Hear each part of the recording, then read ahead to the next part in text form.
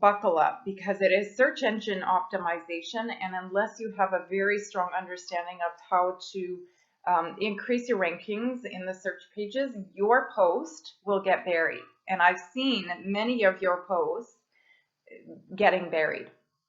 And so what happens when you post it on Indeed or LinkedIn or Google, it's you're competing with everyone else out there looking for these particular roles. So let's just take California as an example. Southern California, there's an enormous demand for aesthetic registered nurses, nurse practitioners, and physician assistants.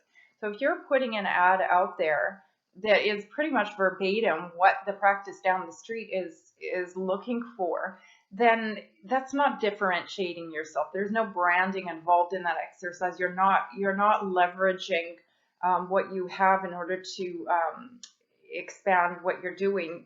And what I'm seeing is a lot of time and effort being put in, and there's not a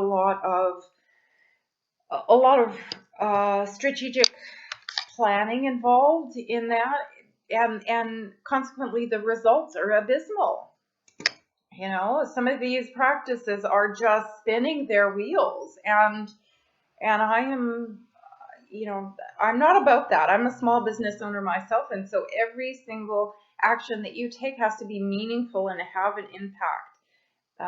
And so I will be doing more content on social media, SEO, and the importance of keywords when you're doing job posts, because this is where, if you have a solid practice manager that really has a grasp of search engine optimization, then you can really get in there and dominate the space and differentiate your brand and put together some form of branding surrounding your HR. Because, heaven forbid, there are platforms out there like Glassdoor where every employer is able to go and rank your business and write about their experience within your organization. So candidates have a lot of opportunities to put the word out there if they've experienced good in your practice, or if they're wanting to warn other candidates not to apply. So this is where having a long-term strategy as it pertains to human resources is crucial for the longevity of your business, particularly now that we're in an environment of COVID-19. Candidates really need to understand that you've got a solid brand and practice, and in order to attract those individuals to come to work for you. And if you don't, then you are going to be like numerous practices that I speak to that are just spinning their wheels with it. So just putting the bug in your ear to develop a little bit of strategy as it pertains to this, because you can't just slap something up out there. It's not like putting an ad in a newspaper like it was 30 years ago, or you've got to really have a solid understanding of how this post is going to be seen in the Google rankings. And if you don't have that strategy, you can put it out there and it's going to get buried, and all your competition will have a leg up, and you'll be left in the dust. And just that's sort of the way it is. I've just heard so many terrible stories for the last several years on this, and so I think it's time that I addressed it. With some more content, some tips and tricks, and perhaps that'll be my next blog article, is going to be specifically on SEO and job posts and how you get ranked higher and set yourself apart from all of the competition. So stay tuned for that. If you are interested in posting on the free job board, I will include the links in order to do that. You just need a solid job description. It's up to you as far as if you would like to put the name of your practice, or if you would like to be a little bit more discreet and leave that off. And we've had practices that are using it as a branding opportunity to include the name of their practice. Others are a little bit more tentative and want to keep it on the down low. So number of options available when it comes to the free job ad. If you are looking for more help and you'd like us to do a social media campaign, we have something called Medi Search, which combines our job boards with social media campaigns for a month. And so it just really puts it out there to our network of passive candidates. By far, our most popular service is our full service recruiting. And full service recruiting essentially entails outsourcing your HR department to us. And what we do is step in and just take on all of the responsibilities of hiring for your role based on the job description that we put together. And we tap into our passive network of candidates. So passive means that they're employed.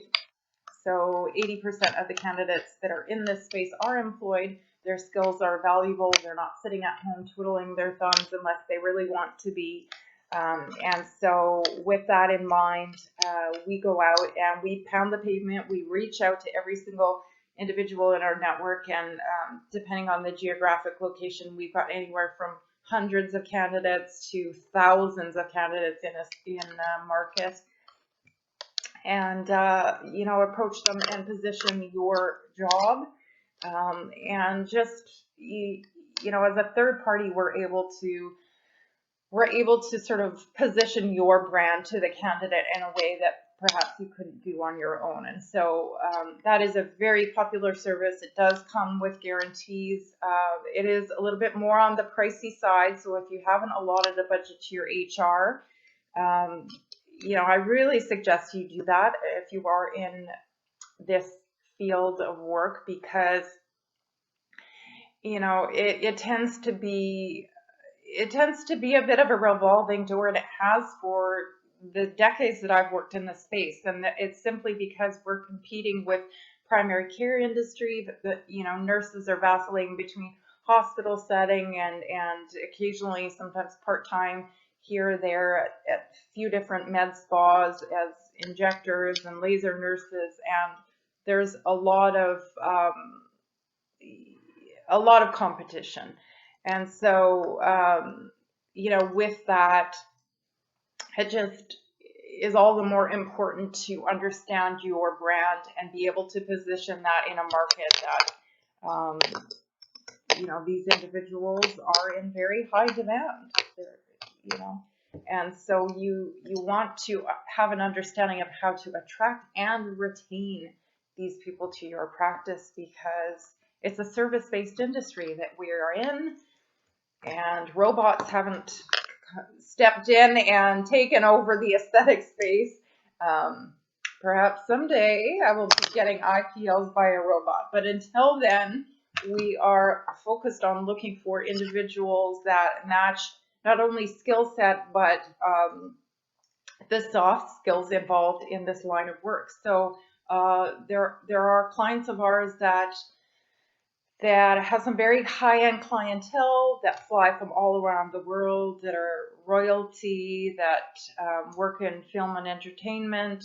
They're on camera every day, politicians. So just very high-profile individuals. And,